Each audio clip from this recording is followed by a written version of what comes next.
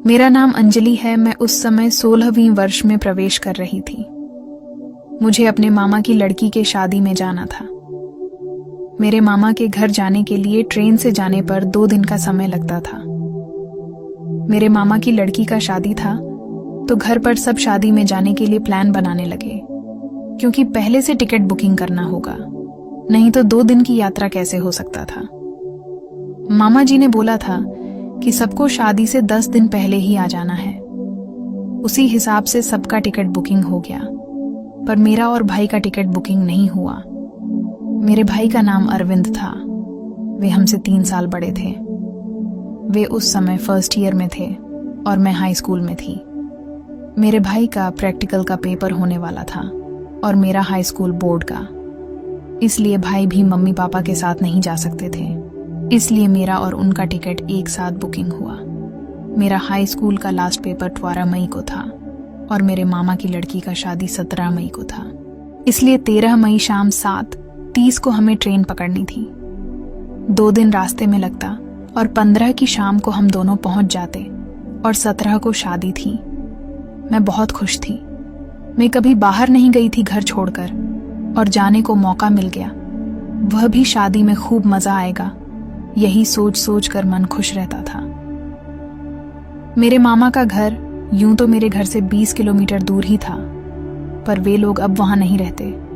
मेरे मामा कलकत्ता में टीचर हैं। गर्मी के छुट्टी पर पहले सभी लोग गांव आते थे। मैं तब मामा के घर जाती थी। मामा की लड़की अंजू हमें कलकत्ता के बारे में बताती, तो वहां जाने और देखने का मेरा मन भी होता। पर 5 साल से वे लोग गांव में नहीं आ रहे, अब वहीं पर कलकत्ता में ही बस गए, और इसलिए वहीं पर अब अंजू का शादी भी कर रहे हैं। लड़का भी टीचर है। शादी का दिन नजदीक आ रहा था और मेरे एग्जाम का भी था। शादी में कब क्या पहनना है कपड़े खरीदकर टेलर को दे दिया गया। सबके लिए पापा ने अपनी अपनी पसंदीदा कपड़े खरीदे। मैं घाघरा और चोली पहनने का फरमाइश किया और पापा मान भी गए। यही सब करते और सोचते शादी का डेट आ गया। एक दिन मामा का फोन आया और मामा ने पापा से पूछा, आप लोग कब आ रहे हैं? तो पापा ने बताया कि हम लोग कल ट्रेन पकड़ लेंगे, पर अंजलि और अरविंद ये दोनों भाई बहन बाद में आएंगे। मामा ने पूछा, क्यों? तो पापा ने सारी बात बताई कि इन सब का पेपर अभी बाकी है। मेरा हिंदी का पेपर बाकी रह गया था, भाई का प्रैक्टिकल बाकी था। सुबह हुआ और मम्मी पापा कलकत्ता के लिए सब सामान लेकर ट्रेन पकड़ने के लिए निकल गए। भाई छोड़ने के लिए गए। मैं घर में अकेली रह गई। हमें भी अच्छा नहीं लग रहा था। अगर मेरा पेपर ना होता तो 10 दिन पहले मैं भी जाती। मेरा समय अब मानो कट ही नहीं रहा था। मैं बार बार घड़ी और कैलेंडर देखती थी। 12 मई आ गया और मैं परीक्षा देने गई। लास्ट पेपर था। मैं बहुत खुश थी। अगले दिन के बाद कलकत्ता जाना है, यही मन में हमेशा ख्याल आ रहा था। पर शाम को पूरी खुशी पर पानी फिर गया। भाई का प्रैक्टिकल का पेपर 2 दिन टल गया। 13 को टिकट था और भाई का प्रैक्टिकल 13 को खत्म होना था और शाम को ट्रेन पकड़नी थी। पर 13 की जगह 15 को प्रैक्टिकल का डेट हो गया। मैं शाम को खाना भी नहीं खाई। सारे अरमान पर पानी फिर गया। मैं बहुत दुखी थी। अब कलकत्ता नहीं जा पाऊंगी। कलकत्ता घूमने, शादी में मौज मस्ती करने का सब सपना होता जा रहा था। मैं पापा से बोली, पापा मैं अकेली आ जाऊंगी, भाई ट्रेन पर बिठा देंगे और आप स्टेशन पर लेने आ जाना। मैं कभी अकेले कहीं नहीं गई थी। 16 की हो गई थी, पर मन में साहस जुटाकर बोली। मम्मी पापा और भाई सभी मना करने लगे कि अकेली कैसे जाएगी, कभी बाहर, वो भी ट्रेन में कभी नहीं गई हो, कैसे जाओगी। पर मैं जिद पर अड़ गई कि मुझे जाना है। सामान पूरा पैक किया। रास्ते में खाने का सामान भाई ने ला दिया। पूरी रात में जागकर सामान पैकिंग करती रही। शाम को भाई ने ट्रेन में चढ़ाने के लिए स्टेशन ले गए। एसी कोच में बुकिंग था। ट्रेन में पहली बार चढ़ी थी। बहुत अच्छा लग रहा था। मैं बहुत खुश थी कि कलकत्ता अब पहुंच जाऊंगी। एसी कोच था, उसमें एक रूम मतलब एक केबिन में 4 बेड था, 2 ऊपर 2 नीचे। एक तरफ का मेरा और मेरे भाई का था और दूसरे तरफ 2 सीट किसी और का होगा। अभी सीट खाली था। भाई हमको सब समझाकर पानी का 10 बैटल लाकर रख दिया। मतलब पूरे रास्ते में कोई जरूरत के लिए हमें केबिन से बाहर न जाना पड़े। ट्रेन ने सीटी मारी और ट्रेन आगे बढ़ने लगी। भाई समझाकर ट्रेन से उतर गए। केबिन में मैं अकेली थी। 2 स्टेशन तक कोई नहीं आया। मुझे कभी कभी अकेली सोचकर घबराहट भी होती थी, पर कलकत्ता जो जाना है तो साहस भी लाती। 2 स्टेशन बाद एक लड़का चढ़ता है और केबिन में आकर सामने वाली सीट का नंबर अपने टिकट से मिलाता है और सीट पर बैठ जाता है। ऊपर का सीट खाली ही रहता है। ट्रेन चली जा रही थी। मैं बाहर की तरफ खिड़की से बाहर की दुनिया देख रही थी। बहुत अच्छा लग रहा था। बाहर कभी निकली नहीं थी मैं। लड़का 22 साल का रहा होगा। वह कभी खिड़की की तरफ देखता और मुझसे छुपाकर कभी कभी मेरी तरफ देखता। कुछ समय बीतने पर ट्रेन स्टेशन पर रुकी। वह चाय लेने के लिए बाहर गया तो मुझसे पूछा कि कुछ चाहिए। मैं सर हिलाकर न बोली, पर वह 2 चाय लेकर आया और दोनों चाय को आपस में खूब अलटी पलटी किया और एक कप मेरी तरफ रखकर पीने लगा और बोला, पी लीजिए, अच्छी है। अलटी पलटी किया तो मैं समझ गई वह विश्वास दिलाया कि कप में कुछ मिलाकर नहीं लाया है। आधा कप पीने के बाद फिर बोला, चाय ठंडी हो जाएगी, तो मैं चाय पी ली। शाम ढल चुकी थी, पर अंदर कुछ नहीं मालूम दे रहा था। मैंने पूछा, भैया आपका नाम क्या है? तो उसने अभिषेक बताया और बोला, मैं कलकत्ता जा रहा हूं। सुनकर अच्छा लगा क्योंकि हमें भी कलकत्ता ही जाना था।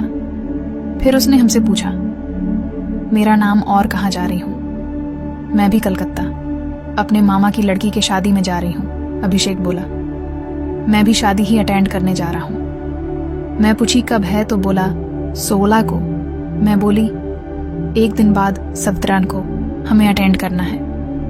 बात करते करते कब मैं सो गई पता ही नहीं चला। सुबह हुआ, ब्रश करके भाई ने जो नाश्ता दिया था वह खाकर पानी पी ली और कलकत्ता की बात सोचते सोचते रास्ता कट रहा था और धीरे धीरे उस लड़के पर विश्वास बढ़ गया। डर थोड़ा कम हो गया था और बात होने लगा। वह पूछा, अकेली क्यों जा रही? तो मैं सब बात बताई तो कहने लगा, बहुत बहादुर लड़की हो तुम। हम दोनों लोग का सफर यूं ही बात करते कट रहा था और मंजिल की तरफ ट्रेन बढ़ती जा रही थी। बात करते करते कट जाए रास्ते, यही मैं मन में गुनगुनाती हुई अपने ख्यालों में कभी कभी खो जाती थी। अभिषेक पूछता, कहाँ खो गई? अब मुझे अभिषेक से डरना बल्कि ऐसा लग रहा था मानो अब भाई नहीं आ पाया साथ में। तो चलो भाई, जैसे का साथ ही मिल गया। ट्रेन पहाड़ी एरिया में अब पहुंच गई। जंगल पहाड़ केवल दिखाई दे रहा था। मौसम भी बदल रहा था, जैसे लग रहा हो खूब बारिश होगी। चारों तरफ काले बादल छा गए थे। मेरी एक कमजोरी थी कि काले बादल से डर जाती थी। जब भी बिजली कड़कती मैं डरकर अपने पापा के गोद में छिप जाती या माँ को जाकर जकड़ लेती। माँ भी कहती, इतना क्यों डरती है? बिजली यहाँ थोड़ी घर में आ जाएगी, चारों तरफ बंद है। पर मेरा डर कम नहीं होता। जितना बिजली कड़कती उतना ही मैं माँ को बाहों में जकड़ लिया करती। बस यही सोचकर मन ही मन में डरे जा रही थी काले बादलों को देखकर। वह भी पहाड़ी एरिया में, और ट्रेन अपनी स्पीड में चलती जा रही थी। अभी यही सब सोच रही थी कि ट्रेन एक गुफा में चली गई। अचानक मैं तो डर गई। चारों तरफ अंधेरा छा गया, चिल्ला पड़ी। तभी अभिषेक बोला, ये पहाड़ को काटकर बनाया गया है ट्रेन के लिए। तब तक ट्रेन गुफा से बाहर निकल आई और मैं कांप रही थी। बाहर आसमान में काले बादल चारों तरफ चमक रहे थे। झीमीर झीमीर बारिश शुरू हो गई थी। ये सब हमें और डरा रहे थे। अभिषेक बोला, क्यों डर रही हो? तब तक एक गुफा फिर आ गया और अंधेरा छा गया ट्रेन में। गुफा के अंदर ट्रेन जाने पर ट्रेन की आवाज भी चेंज हो जाती, डरावनी आवाजें आती। मैं बहुत डर रही थी। तो अभिषेक बगल में आकर बैठ गया तो थोड़ा डर कम हुआ और ट्रेन भी गुफा से बाहर आ गई। चारों तरफ घने बादल थे। तभी बहुत तेज बिजली कड़की। इतनी तेज आवाज में कभी नहीं बिजली कड़की देखी थी। शायद पहाड़ी एरिया में ऐसे ही कड़कती है, पर मैं इतनी डर गई कि अभिषेक को कसकर पकड़ लिया। बिजली का कड़कना नहीं बंद हो रहा था। जितनी ही कड़कती मैं अभिषेक को उतनी ही कसकर पकड़ लेती अपने बाहों से। और संजोग कैसा है, उसी समय केबिन की लाइट भी खराब हो जाती है। मैं और भी डर जाती हूँ। अभिषेक मुझे साहस देता और वो भी मुझे अपने हाथ से थाम लिया। मैं उसके कंधे पर सिर रखकर पकड़े रही। जब तक बिजली कड़कती रही, मैं उसके बाहों के और करीब चलती गई। अभिषेक भी मुझे बाहों में कसकर संभालता गया। वो मुझे अपने सीने से चिपकाए रहा। ट्रेन चलती जा रही थी। केबिन में अंधेरा था क्योंकि बल्ब खराब हो गया था। जैसे लग रहा था अभिषेक मुझे अब अपने बाहों में जकड़ रहा है। पर मैं उससे चिपकी रही। बादल का गर्जना कम हो गया, पर अंधेरा अभी भी था। जब मैं डर रही थी तो मेरे पीठ पर हाथ से सहलाते हुए हमें अपने करीब ले जाने लगा और मैं चलती चली गई। मुझे नहीं पता ये कैसी फीलिंग थी, पर मेरा डर से ध्यान थोड़ा कम हुआ। पर कब उसके हाथ मेरे और वह सहलाने लगा। मेरे शरीर में अजीब सी सिहरन और एक तरंग सी दौड़ने लगी। मैं कभी ऐसी फीलिंग 16 सालों में महसूस नहीं की थी। मुझे कुछ नहीं समझ आ रहा था कि क्या हो रहा है, पर वो मेरे सहलाता तो अच्छा महसूस हो रहा था। मैं डरी सहमी 16वीं में प्रवेश करने वाली लड़की, मुझे कुछ मालूम नहीं था। मैं चाह रही थी कि अब मैं उसके बाहों में से निकलकर अलग हो जाऊं, पर अभिषेक मुझे एक हाथ से जकड़े था। शायद मैं भी जोर देकर बाहर निकलने का प्रयास नहीं की।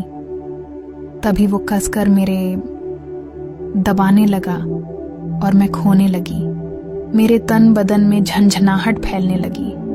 मुझे क्या हो रहा, कुछ होश न हो ऐसा हो गया। मैं पूरी तरह उसके आगोश में कब समा गई और मेरा सब कुछ लुटा देने के लिए मानो मैं भी तैयार हो गई थी। वो बारिश का गिरना बंद हो गया, बिजली का कड़कना भी बंद हो गया था। वो मुझे पूरी तरह अपने आगोश में ले लिया था। मेरा सब कुछ खत्म होने ही वाला था कि केबिन की लाइट जल गई। लाइट जलते ही मदहोशी से मैं बाहर निकल आई। मेरी चेतना जगी और अपने होश में आ गई और झटका देकर अपने आप को अलग किया। अभिषेक भी अपनी सीट पर जाकर बैठ गया। मेरे दिल की धड़कन बहुत तेज तेज से चल रही थी। बस यही दिमाग में नाच रहा था, आज अगर मैं बर्बाद हो जाती तो मम्मी पापा को क्या मुंह दिखाती। शायद जान देना ही सही होता, जिंदा रहना मुश्किल होता, पर भगवान ने बचा लिया। मम्मी पापा और भाई की बात मान जाना चाहिए था। हमें अकेले आने का जिद नहीं करना चाहिए था। मैं अपनी मम्मी पापा की बात न मानकर शर्मिंदा हूँ। माता पिता को भी बच्चे चाहे कितनी भी जिद करें, उनको कभी ऐसी अनुमति नहीं देनी चाहिए। आप अपने साथ ले जा सकते हैं तो ठीक, अन्यथा अकेली छोड़ना ठीक नहीं। कुछ घटित हो गया होता तो बाद में आप क्या करते। मेरी आप बीती कहानी अच्छी लगी हो तो वीडियो को लाइक करें और चैनल को सब्सक्राइब करें। बेल आइकन जरूर दबाएं ताकि नए वीडियो को अपलोड करें तो वीडियो का नोटिफिकेशन सबसे पहले आपको मिले।